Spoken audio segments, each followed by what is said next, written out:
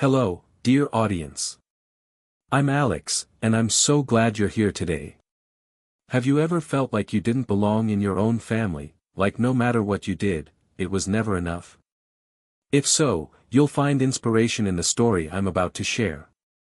Today, we'll dive into the journey of Lila Miller, a young woman who faced rejection, judgment, and pain from those who were supposed to love her the most. But instead of being defeated, Lila found the strength to break free, rebuild her life, and create the loving family she always dreamed of. Her story reminds us of a powerful truth: family is not defined solely by blood but by those who uplift, support, and love us unconditionally. In a society where many struggle with generational trauma and the pressure to conform to unrealistic expectations, Lila's journey teaches us that we have the power to redefine family and choose love, healing, and hope. Let's uncover her powerful and moving story together. The crisp autumn air carried the scent of warm apple pie as Lila Miller, 25, approached the familiar site of her childhood home. The house, with its immaculate white picket fence and perfectly maintained yard, should have filled her with comfort. Instead, it churned her stomach with unease. Memories of her mother's sharp remarks and judgmental glances hovered over her like storm clouds. She gripped her husband Mark's hand tightly, her heart pounding with a mix of dread and hope. Today was supposed to be different. She was carrying her first child, the family's first grandchild. Perhaps this news could bridge the emotional chasm that had always separated her from her mother, Margaret. Maybe this is the start of something better, Lila whispered, though her own doubt betrayed her words. The front door opened, revealing Tessa, Lila's older sister, glowing with the effortless charm that had always made her their mother's favorite. Tessa had inherited their mother's golden hair, sparkling blue eyes, and poise, a reflection of everything Margaret had ever wanted in a daughter. Lila, with her darker hair and softer features inherited from their father, had spent a lifetime in the shadows of their mother's expectations. Lila! Mark! Tessa exclaimed, pulling her sister into a warm hug. It's so good to see you. Inside, the air was rich with the scent of roasted turkey and freshly baked cookies. The living room was dressed in autumnal perfection, but the chill of Margaret's demeanor was unmistakable. Margaret emerged from the kitchen, her smile polished but hollow. "Oh, Lila," she said, scanning her daughter's frame with practiced criticism. "You've filled out a bit. Pregnancy suits you, I suppose." Lila braced herself. This wasn't going to be the warm reunion she had imagined. The dining room glowed with the soft, golden light of a chandelier, its table set with polished silverware and plates adorned with autumn leaves. Margaret moved around the room with an air of calculated grace, adjusting napkins and straightening the centerpiece as if she were hosting a gala instead of a small family dinner. Lila sat stiffly at the edge of her chair, her hands resting protectively on her stomach.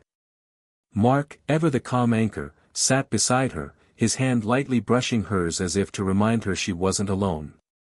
Across the table, Tessa radiated effortless elegance in a tailored sweater, her laughter filling the room as she recounted a story from her last business trip.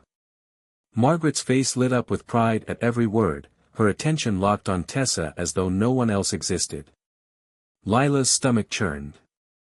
She knew this feeling too well, the invisible wall that always separated her from her mother's approval. Tonight, though, she had come with news that she hoped would change everything. "Mom, Tessa," Lila began, her voice faltering slightly. The table quieted, Tessa's cheerful expression softening as she turned to her sister. Margaret, holding a glass of wine, paused mid-sip, her brow arching ever so slightly in mild curiosity. Lila inhaled deeply, her fingers tightening around Mark's. "We have some exciting news to share," she said, forcing a smile. "I'm pregnant." For a moment, silence filled the room. Then, Tessa's face broke into a genuine smile, her eyes sparkling. "Lila, that's incredible."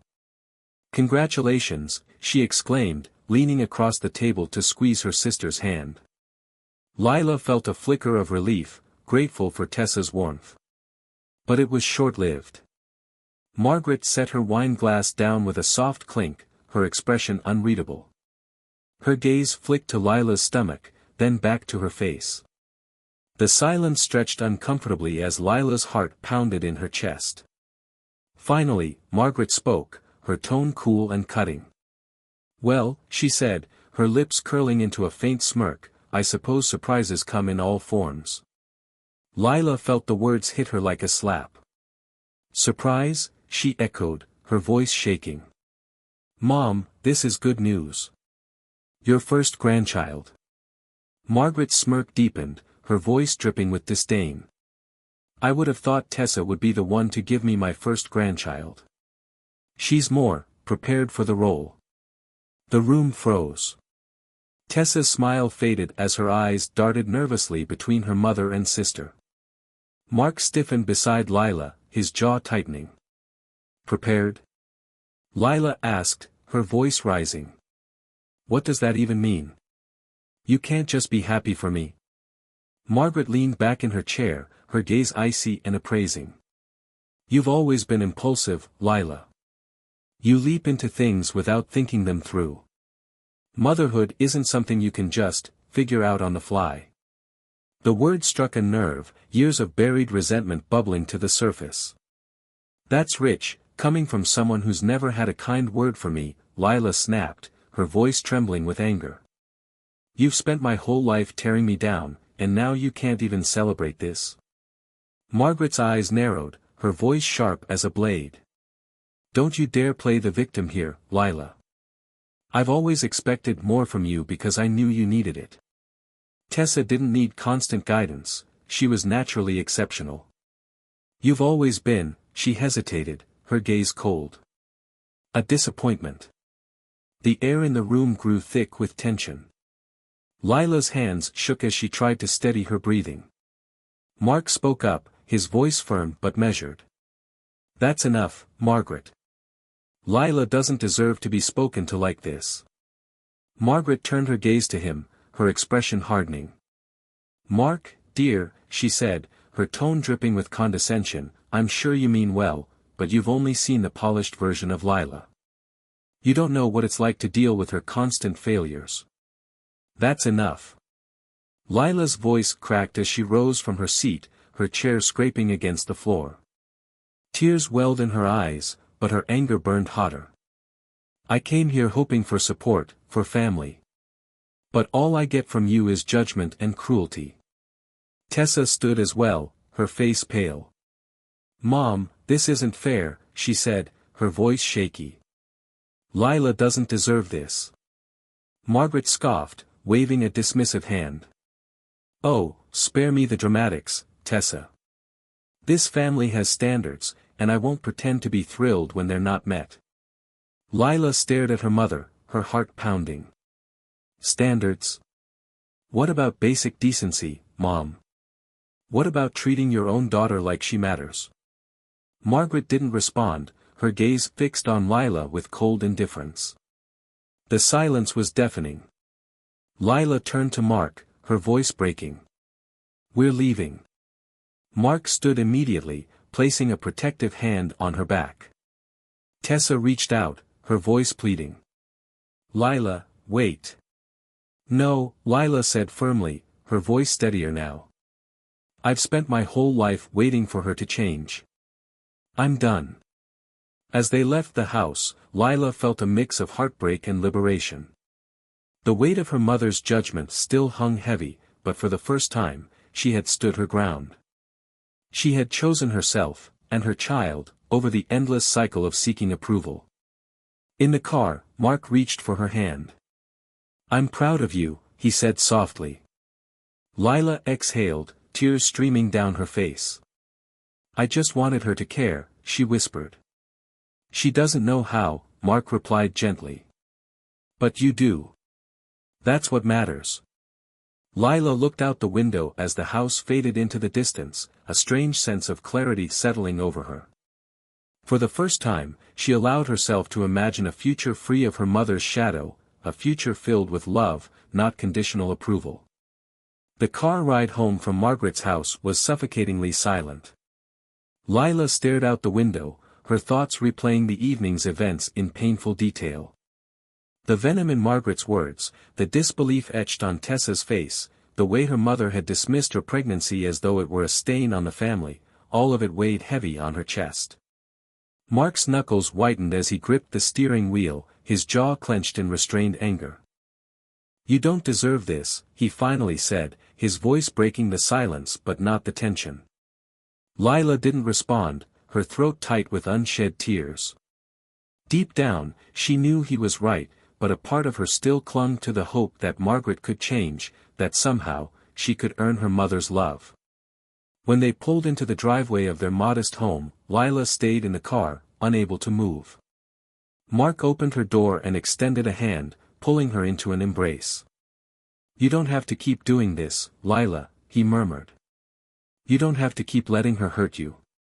Inside the house, the air was still and quiet, a stark contrast to the chaos in Lila's mind. She sank onto the couch, her hands instinctively resting on her stomach. Mark sat beside her, his presence steady and grounding. "I keep hoping," Lila whispered, her voice trembling. "I keep thinking that if I just try harder, she'll see me. She'll love me the way she loves Tessa." Mark's expression softened, his eyes filled with sadness. "Lila, it's not about you. It's about her. She's the one who can't see what an incredible person you are." The words comforted her, but only slightly. Lila leaned back, staring at the ceiling as memories of her childhood washed over her, memories that were impossible to ignore now. The next morning, Lila woke with a sense of heaviness that was hard to shake. She spent hours moving from room to room, trying to distract herself with chores, but the echoes of Margaret's words lingered. By mid-afternoon, she found herself in the nursery, its pale green walls still bare and the crib unassembled in the corner. She sank to the floor, her back against the wall, and let the memories come. She thought of the time Margaret had thrown an extravagant birthday party for Tessa's 16th, complete with a catered dinner, a professional photographer, and a designer dress. Lila, turning 14 just 2 months later, got a sheet cake from the grocery store and a generic birthday card. "You don't like a fuss, anyway," Margaret had said dismissively. Or the countless times Tessa's achievements were celebrated with pride, while Lila's accomplishments were met with indifference. When Lila had won her first track meet, she had rushed home, excited to tell her parents. Margaret hadn't even looked up from her magazine. "That's nice, dear," she had said, brushing it off as if it were nothing. Sitting in the nursery, Lila realized just how deeply Margaret's disdain had shaped her sense of self-worth. Every slight, every dismissive comment, every moment of being overshadowed by Tessa had left scars she had tried to ignore for years. But now, those scars were raw and aching, and she couldn't pretend anymore. That evening, Mark found her still sitting on the nursery floor, her hands resting protectively on her stomach. He crouched beside her, his face etched with concern. "Lila," he said softly, "talk to me." She looked at him, her eyes filled with tears. "I don't want our child to feel this way," she said, her voice breaking. "I don't want them to ever question if they're enough." Mark nodded, his expression resolute. "Then we break the cycle. We don't let her treat you like this anymore. And we don't let her near our child if she's going to be toxic." The words hit Lila like a bolt of clarity. She had spent so much of her life seeking Margaret's approval, bending over backward to fit into a mold that was never meant for her. But now, as she thought about her unborn child, she realized she couldn't keep living this way. She couldn't let Margaret's poison seep into another generation. Over the next few days, Lila began to draw boundaries, starting with small but significant steps. When Tessa called to check in, Lila hesitated before answering. To her surprise, Tessa's voice was gentle, almost hesitant. "Lila," Tessa began, "I've been thinking about what happened. I didn't realize how bad things were for you growing up. I thought Mom was just tough on you because you were younger, but I see it now. I'm so sorry I didn't stand up for you." Lila's throat tightened. "You didn't know," she said quietly. And maybe I didn't want you to. I thought if I kept quiet, it would hurt less. Tessa sighed. I can't change the past, but I want to be here for you now, for you and the baby. Lila felt a flicker of hope. Thank you, she said softly. That means more than you know. 2 days later, Lila's father called. His voice was heavy with regret. Lila, he said, I should have done more. I should have stopped her. You can't change the past, Dad, Lila replied, echoing her words to Tessa. But you can be here now. I will, he promised. For you and my grandchild. For the first time, Lila felt the beginnings of healing. It wasn't perfect, but it was a start. And as she stood in the nursery that evening, assembling the crib with Mark, she felt a renewed sense of purpose. She couldn't change Margaret. But she could change herself, her future, and the life she was building for her child. And that, she realized, was enough. The days following Lila's decision to set boundaries with Margaret were surprisingly quiet. It felt like a storm had passed, leaving an eerie calm in its wake. For the first time in her life, Lila wasn't preoccupied with trying to win her mother's approval. Instead, she poured her energy into preparing for her baby and focusing on the family she was building. But healing, Lila realized, wasn't just about moving forward, it was also about confronting the lingering pain.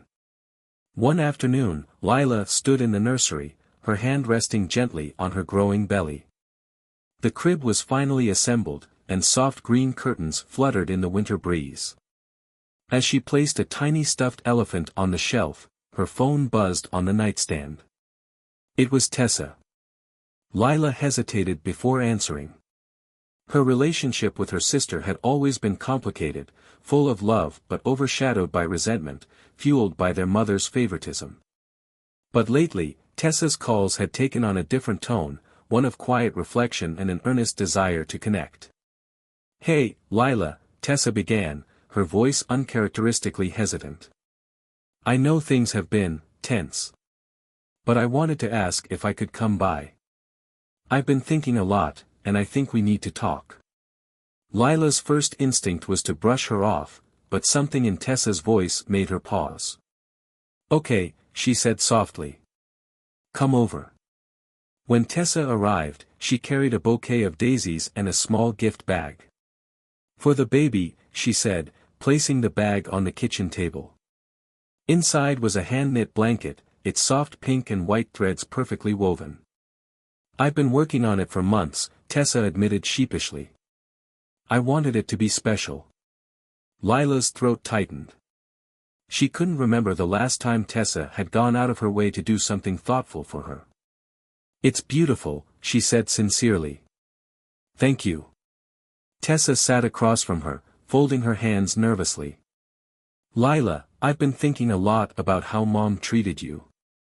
And how I didn't do anything to stop it. I guess I always thought it wasn't my place or that it wasn't as bad as it really was. But after what happened at dinner, I see it now. I see how unfair it's always been. Lila stared at her sister, emotions swirling in her chest.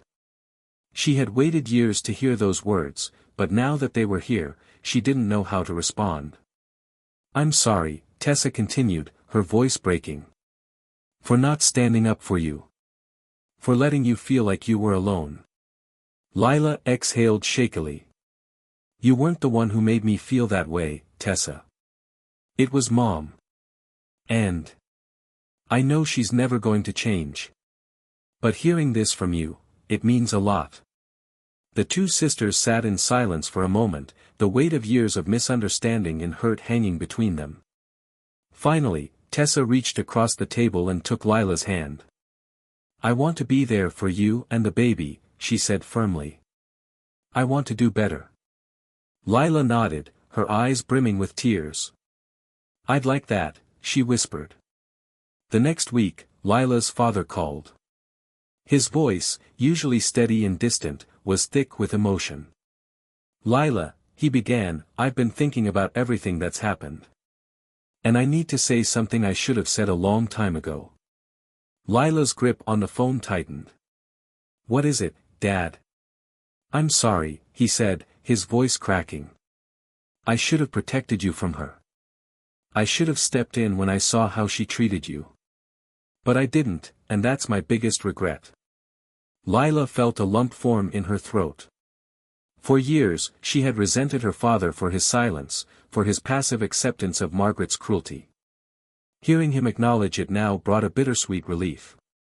"You can't change the past," she said quietly. "But you can be here now. For me. For the baby." "I will," he promised. "I want to be the kind of grandfather she can count on." As she hung up the phone, Lila felt a flicker of hope. Her father's words didn't erase the pain of the past, but they gave her something to hold on to, a commitment to a better future.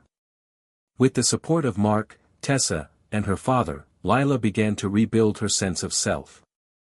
The nursery became a sanctuary, a symbol of the life she was creating for her daughter. Tessa visited often, bringing meals and helping with last-minute preparations. Her father stopped by on weekends, offering advice and small gifts for the baby.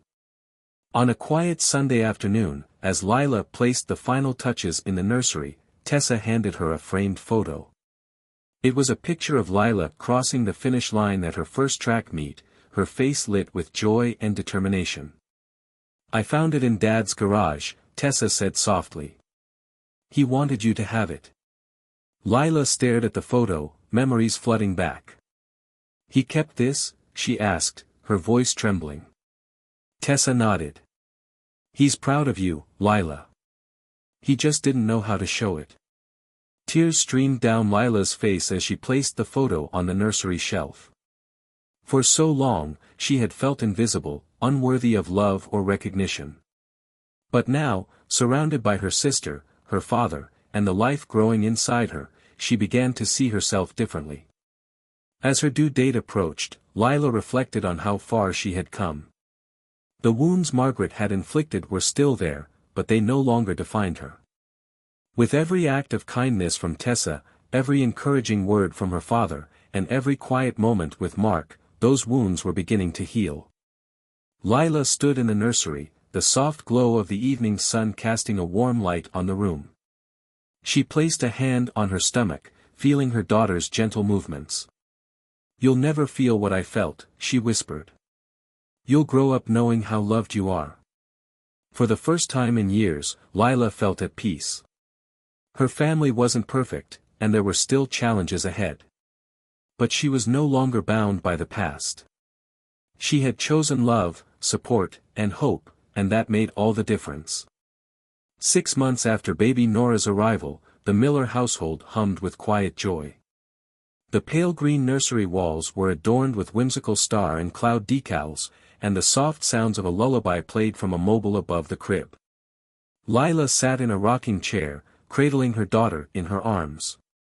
The room, once a source of emotional pain and doubt, had transformed into a sanctuary of love and hope. Mark entered, carrying a steaming cup of tea. He leaned against the doorframe, watching his wife and child with a smile. "How are my favorite girls doing?" he asked softly. Lila looked up, her face glowing despite the exhaustion of new motherhood. "We're good," she whispered, pressing a kiss to Nora's tiny forehead. "She's everything I never knew I needed."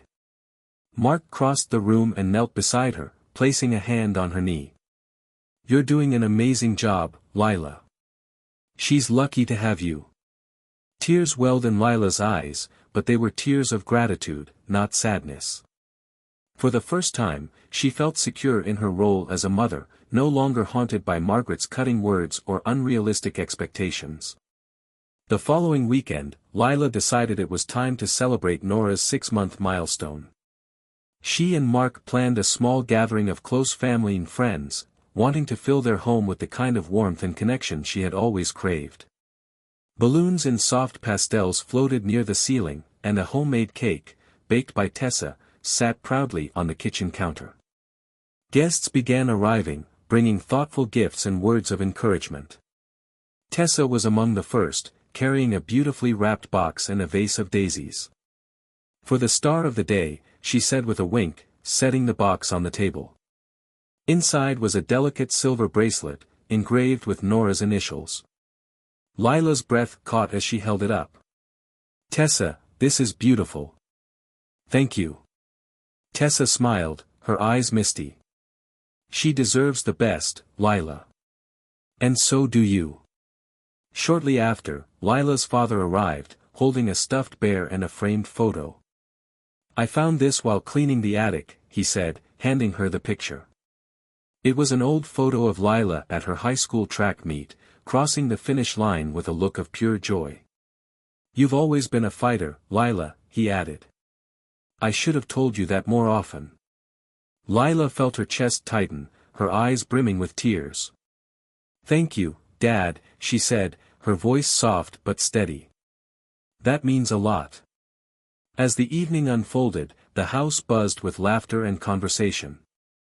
Mark's parents mingled with the guests, their warmth adding to the cozy atmosphere.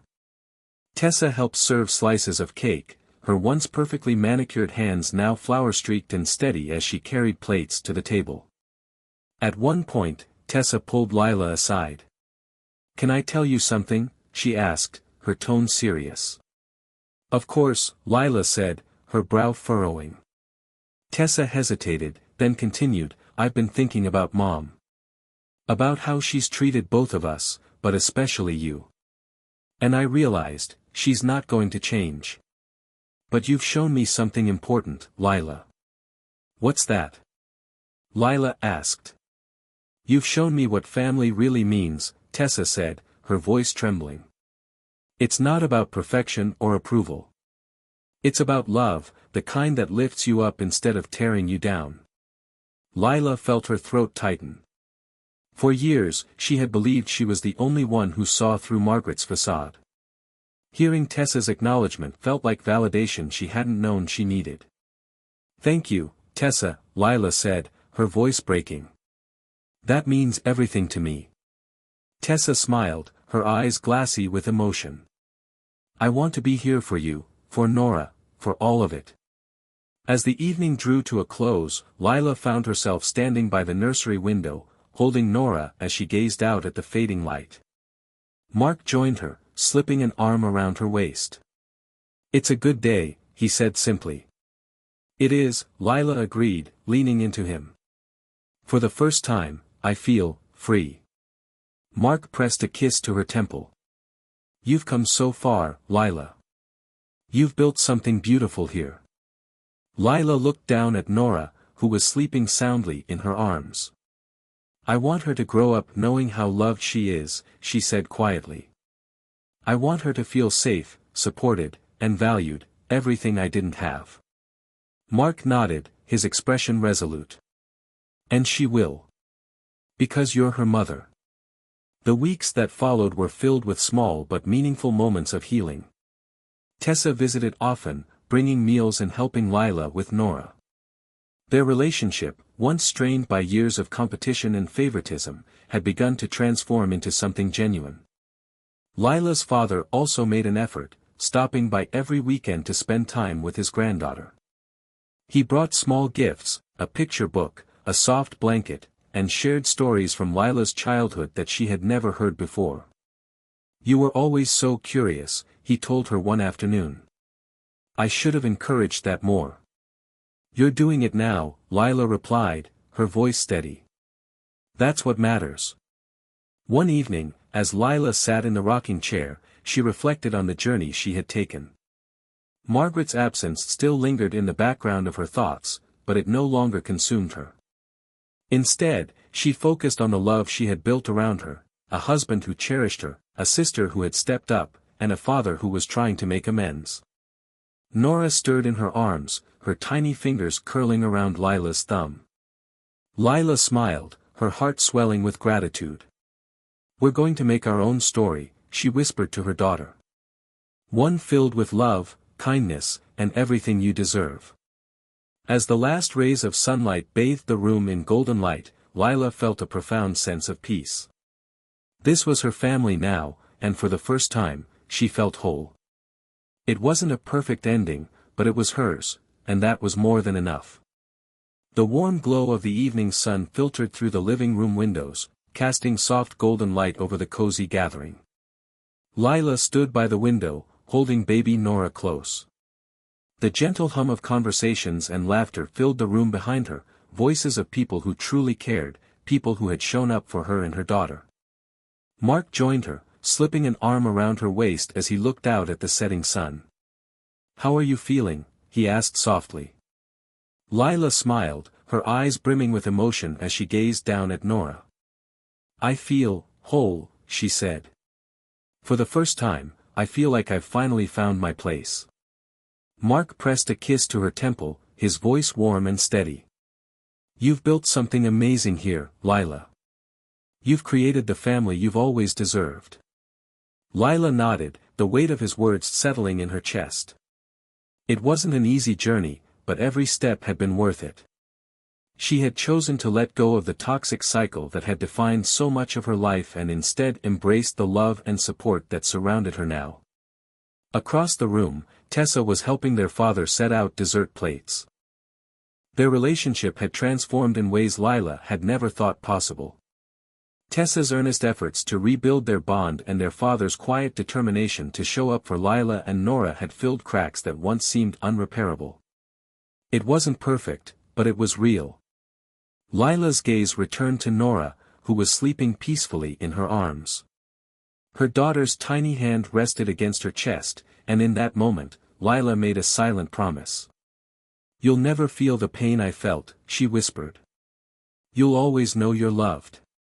As the last rays of sunlight dipped below the horizon, Lila took a deep breath, feeling a sense of peace and clarity she had never known. She turned back to join her family, the sound of their laughter wrapping around her like a warm embrace. This was her family now, a family rooted in love, healing, and hope. And this was just the beginning. The story of Lila delivers a powerful message about self-worth, resilience, and the courage to break free from toxic relationships. It reminds us that family is not defined solely by blood but by those who uplift, support, and love us unconditionally. In a society where many struggle with generational trauma and the pressure to conform to unrealistic expectations, Lila's journey highlights the importance of setting boundaries to protect mental and emotional health. The story emphasizes the need to prioritize personal happiness and create environments of love and safety for future generations. By showing the transformative power of forgiveness, not for others but for ourselves, it inspires readers to let go of past pain and focus on building meaningful connections. Ultimately, Lila's story is a testament to the idea that healing is possible, and we all have the power to rewrite our narratives with love and intention.